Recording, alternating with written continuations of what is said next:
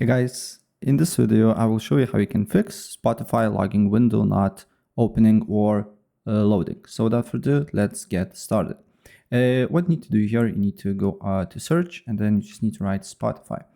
Then you just need to right click on it and then you just need to look for app settings. On app settings, you need to scroll down a bit until you see terminate. Press terminate, then press repair, wait until it loads up, and then look if the problem persists. If the problem persists, press reset and reset now and wait until it loads up. After that, of course, look if the problem persists.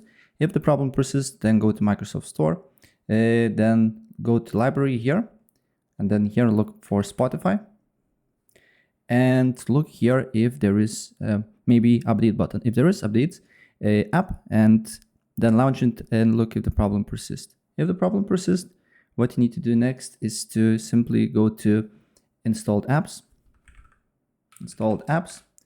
then go to Spotify, then press on the three dots and install it, then go to Microsoft Store and then look for Spotify here and install it again, and it should work. So yeah, that's basically it.